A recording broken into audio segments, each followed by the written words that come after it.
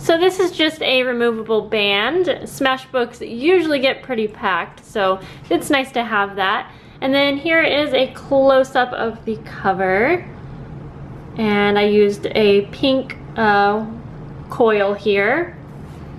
The back, I also have the same print, but I also have some teal coloring back here as well.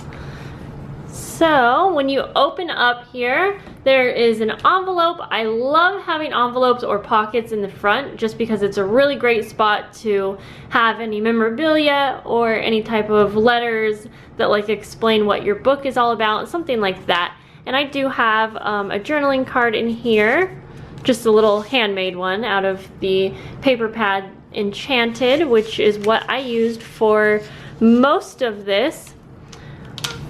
So vellum is a really fun way to add a little bit of texture and interest in your Smashbooks, and it's just really simple. It's just a plain piece of paper. You are going to see that most of the pages in here are pretty like embellished, I guess, or kind of set up for you. But when I come across a print that's like really pretty like this, I tend to leave it blank just because there's a lot going on, and I think that having this page blank for just like a photo or something like that, that's what I prefer at least. So pockets are a really great thing to add into a Smashbook, and I just have two handmade journaling cards again in the pockets here, but you could add photos in here, different memorabilia, letters, things like that. Another blank page. This page has some like gold foiling, which I thought was really pretty. And by the way, there are, I believe, 26 double-sided pages. Maybe it's 25 or 26 double-sided pages. So you are getting, you know, 50 pages because you can always use the backs for decoration. And then the next is an envelope. I love using big envelopes as a page. And again, handmade journaling card. I just love these prints. So I try to incorporate it as much as I could throughout the book. And I just like to use a little bit of washi to hold that down. Another really pretty print that I wanted to leave by itself. I just love this paper pad. It's so cute. Same with the gold unicorns here. So I like doing belly bands, and I actually just like to secure the sides with a staple, and I use pink staples. It's the mini attacher that I use. I think that's what I use. But anyways, I just have a little card in here, or oh my gosh, a little tag. I'm sorry guys, it's really late. But again, you can use that for whatever, to hold whatever. And this is kind of a fun way to do a belly band, and this one is a diagonal belly band. So again, we have a really pretty blank page here. I love adding bags, and so this is just a bag that I used as the page. So this is completely open, and you can add whatever you want in there. There is enough room at the top if you wanted to, you know, fold it down and secure it. But the cool thing that I love is that on the backs of the bags, then you have a spot, like a little tuck spot, if you wanted to add a journaling card or something. And I will actually go ahead and add a journaling card to this probably. So over here we have a little diagonal pocket. And I do like pockets for smaller things like tags, or just smaller like maybe tickets or something, so they don't fall all the way through, because this is secure at the bottom here as well. Another way that you can set up a page is by adding a paper clip, and so that you can easily stick something under there. I just use these two little pieces, a tag and like a little label, just to kind of show you. And I have some washi on the back here just for decoration. I love adding lined paper into the book, just like as the page again. Just would be a fun way to add like a little letter or something like that. This is just a page that's clearly set up for like a photo, like just so easy and ready to go. And I just matted a couple different prints on here.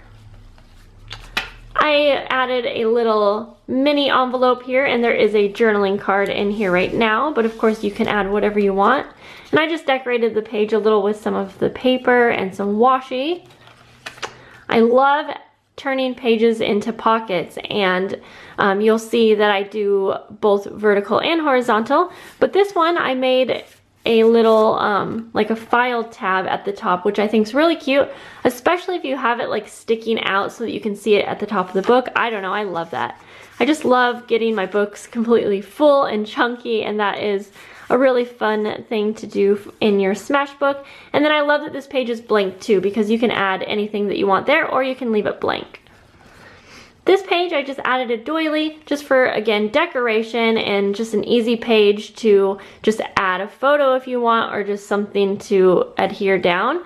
And then on the back, the doily wraps around and you can have a little tuck spot. I did actually use some washi here because I find that these tuck spots aren't super secure, so if you don't want your things falling out of the page, I recommend adding some washi. And then over here, I just made like a little file card with this really cute unicorn print, and that just flaps open, and I used some washi to secure it. The next page idea is just by adding a little mini envelope. I had shown that earlier as well, but I love having little envelopes and little flips in my pages. I could not cover this one up either. It's super cute. And then the next page, we have another little pocket. And for this one, I took a little circle punch and punched in the middle so that you could kind of see if you had something smaller in here. And on this pocket, I just used some little ribbon trim that I had to go across here. You could use washi or something like that to decorate as well. And for this page, I did another little belly band. So you can see that I definitely repeat some of the pages throughout the book. Sometimes I'll change it up like a little bit. I love this gold foiled paper, so I left that be as well. Here's another little pocket page, and I just made like a little journaling card into like a little tag, just so you have a little area to pull. And basically I just took 2 pieces of paper and I adhered them on all 3 sides here, and then of course I leave this side open. And you can fit a lot in this one too, especially since like almost the entire page is open. So I do like that. This is one of my favorite ways to add a little something to a Smashbook, and that's with a little waterfall. I think that's what it's called, a little waterfall. And basically you just have little flippy pages here, and this is a great way to add like little photos or something like that. You can add photos on the back as well, so you can really add a lot in one page, and I love that about this little feature. And I love adding little file tabs or like file folders in Smashbooks as well.